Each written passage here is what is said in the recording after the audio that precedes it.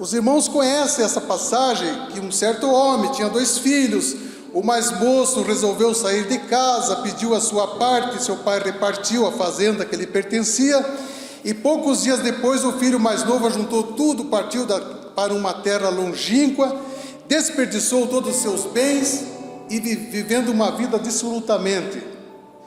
E gastou todo o dinheiro e ficou naquela terra, e depois começou a padecer necessidade, passou fome.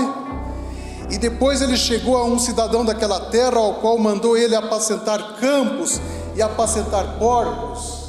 E houve uma fome naquela terra, e aquele homem então, esse filho que saiu de casa, começou então a desejar encher seu estômago com as bolotas que os porcos comiam, e ninguém lhe dava nada. Mas um dia ele, tornando-se assim, disse: quantos dos meus empregados do meu pai têm abundância de pão, e eu aqui pereço fome?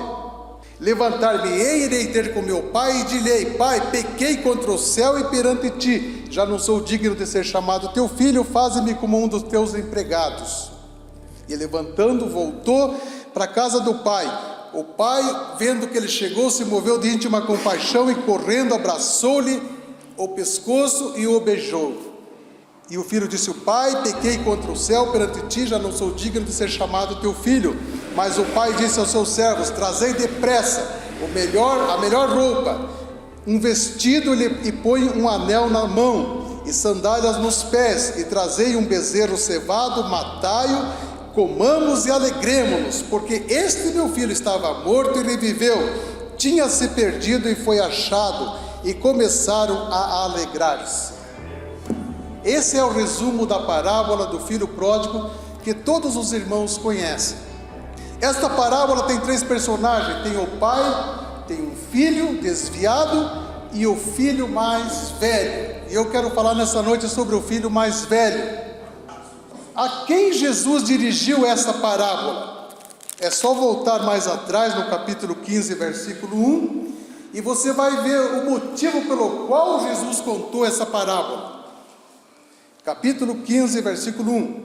E chegando-se a eles todos os publicanos e pecadores para o ouvir, e os fariseus e os escribas murmuravam, dizendo: este recebe pecadores e come com eles.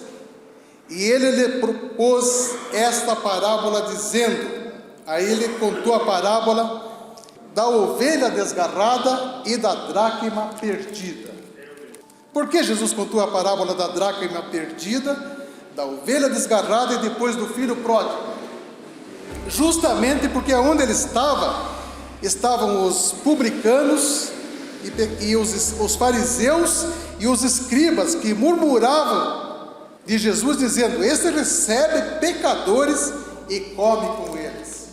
Jesus estava no meio dos pecadores, comendo e bebendo com eles, e isso era um escândalo para os religiosos fariseus, escribas e fariseus, e eles queriam pegar Jesus, um motivo, para condenar Jesus. Então, quem é, irmão? Eu faço a pergunta: quem é o filho mais velho que Jesus então contou a parábola do filho pródigo? O filho mais velho é o fariseu e o escriba. Esse é o tipo do filho mais velho. Quem eram os escribas e fariseus? Eram religiosos, membros de uma seita de judeus que ostentavam grande santidade exterior na sua vida. Os escribas eram homens considerados doutores, mestres, especializados no estudo e na aplicação da lei ou Torá. E os fariseus, a maioria, participava voluntariamente dos cerimoniais religiosos. Quem é o filho mais velho? O filho mais velho é um tipo de escriba e fariseu. Quantos crentes nos dias de hoje, irmãos, agem como o filho mais velho? O filho pródigo saiu de casa, se envolveu com prostitutas, gastou o dinheiro, a herança que o pai lhe deu, pecou, desgarrou-se. Quando ele voltou para casa, o que diz a Bíblia sobre o filho mais velho? E o pai disse, quando o filho se arrependeu, o pai disse ao seu servo: trazei depressa a melhor roupa. vestiu-lhe e pondo-lhe um anel na mão e sandália nos pés. Mas recebeu o filho gostoso, né? Mara fez uma festa, deu uma sandália, deu roupas, deu um anel, e disse: trazei o bezerro cevado, matai-o e comamos e vamos se alegrar. Porque este meu filho estava morto, reviveu, tinha se perdido e foi achado, e começaram a alegrar-se. Mas o filho mais velho estava no campo, e quando veio e chegou perto da casa, ouviu as músicas e as danças e as festas, e chamando um dos seus servos, perguntou-lhe o que era aquilo. E alguém disse: veio teu irmão, e teu pai matou o bezerro cevado, porque o recebeu são e salvo. Mas ele se indignou e não queria entrar. Todo mundo se alegrando, mas esse irmão não queria entrar. E saindo seu pai, rogava-lhe que entrasse com ele, mas respondendo ele, disse ao pai: eis que te sirvo há tantos anos, sem nunca transgredir o teu mandamento. Nunca me destes um cabrito para alegrar com os meus amigos. Vindo, porém, esse teu filho, desperdiçou teus bens com as meretrizes, agora o Senhor mata-lhe o bezerro cevado. E o pai disse: tu sempre estás comigo e todas as minhas coisas são tuas, mas era justo alegrarmos e folgarmos, porque esse teu irmão estava morto e reviveu, tinha se perdido e achou-se. Aleluia, Jesus. Irmão, Deus nos livre de sermos como o filho mais velho. Não vamos desviar da casa de Deus como fez o filho mais novo. Não vamos abandonar Deus, mas não vamos tomar atitudes iguais à do filho mais velho. O que é o filho mais velho? Ele está na casa do pai, ele não pecou, ele está na casa de Deus. Ele é como os fariseus. Essa parábola é para os fariseus, é para os escribas e fariseus. Então, irmãos, não podemos agir como o filho mais velho que sempre esteve na casa do pai. Nós temos que vigiar nesta parte, né? São os crentes que se envolvem tanto dentro do templo, né? Não é errado você estar no templo, mas tem crente que fica dentro da igreja o tempo todo, ora, jejua, dizima, ele faz, não é errado, participa de congresso, vai em vigília, encontro, retiros, enfim, todas as atividades da igreja ele participa. Jesus não quer que os crentes se envolvam tanto com a atividade no templo, retiros, congressos e um monte de coisa. Eu fico pensando que hoje tem alguma coisa errada com as igrejas. Estão agindo como o filho mais velho. O filho mais velho sempre esteve na casa do pai. Mas o problema é que ele não amava os pecadores, ele não tinha amor no seu coração. Ele tinha inveja, inclusive, né?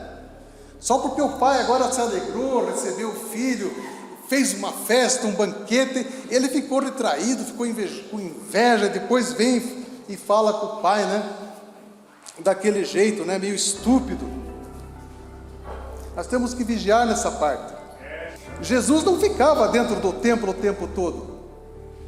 Jesus ficava mais fora do que no templo. Ele ficava nas favelas, na praia pregando, evangelizando nas casas, na beira da praia. Jesus estava sempre no meio dos pecadores. Que diferença, irmãos. Não posso dizer que também já não fui fariseu, também já fui. Ia em vigília, ia em congresso, orava, jejuava, estava na igreja, todos os cultos, de manhã, jejuava, enfim, ia no monte, amanhecia no monte. Só que eu comecei a ficar fariseu. Então o crente fariseu é esse, ele só vê o defeito. E Jesus disse que os sãos não precisam de médico, e sim os pecadores. Então Jesus sempre estava no meio dos pecadores.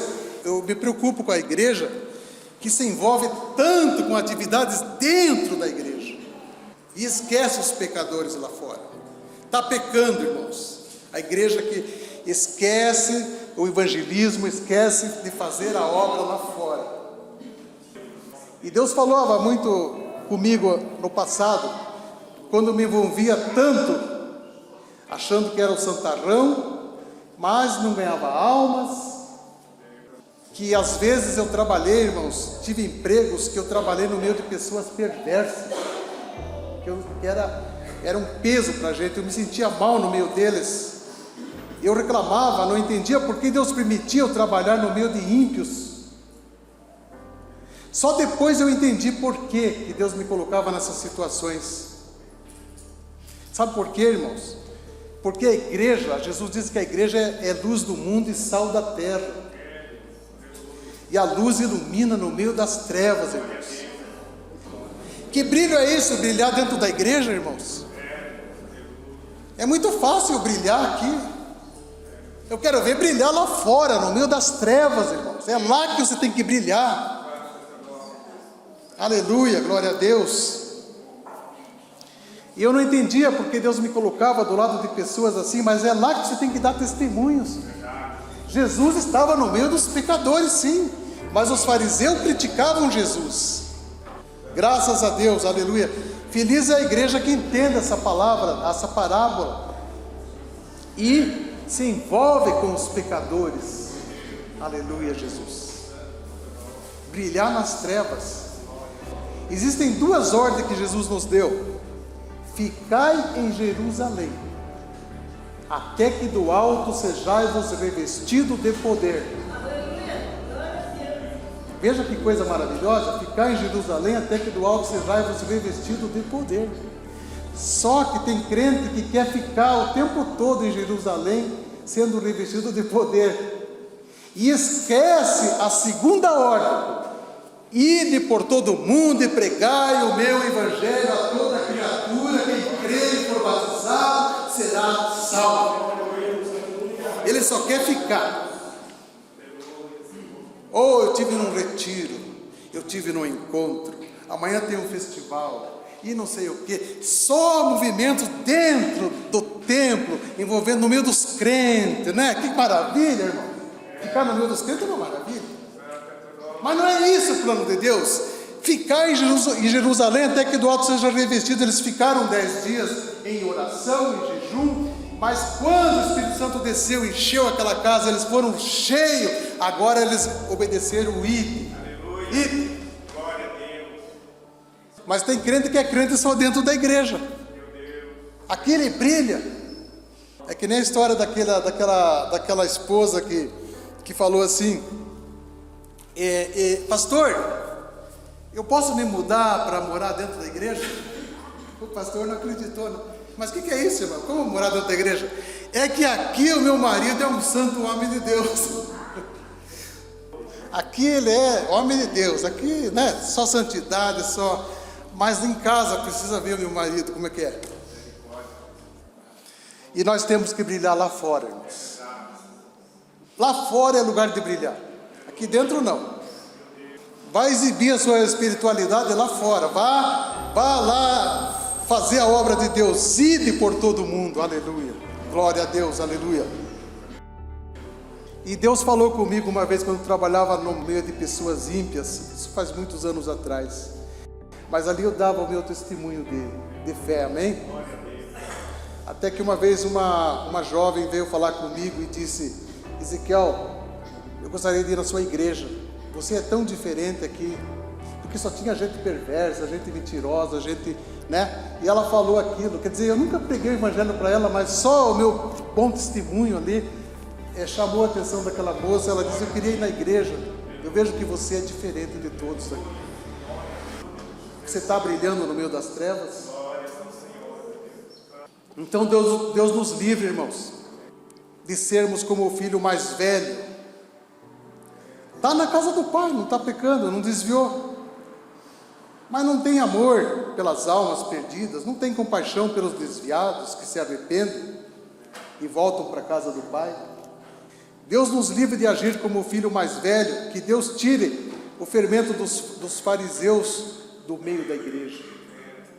Jesus disse que uma alma vale mais que o mundo todo. Jesus disse que um homem que tinha 100 ovelhas deixou as 99 e saiu atrás daquela perdida.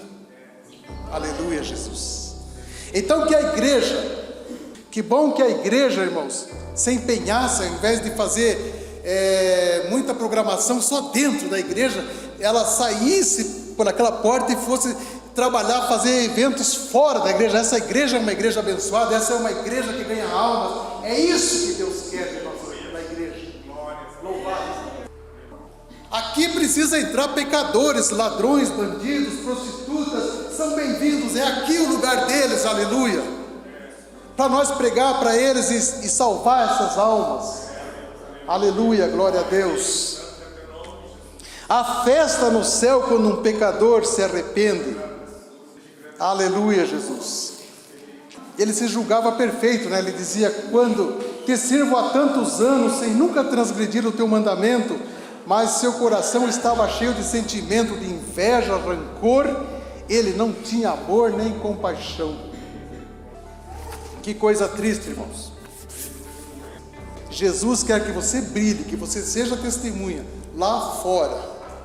Aqui dentro não é lugar de ser testemunha e de brilhar. Brilhar é lá no teu trabalho, é lá que você tem que brilhar, o teu vizinho tem que falar bem de você. No seu trabalho as pessoas têm que falar bem de você, aleluia. Louvado seja o nome de Jesus, porque um testemunho ganha alma, o testemunho fala mais alto, enquanto que o mau testemunho é uma tragédia. Então temos que ser luz, temos que ser sal, sal que dá tempero, aleluia, Jesus, glória a Deus, Pai.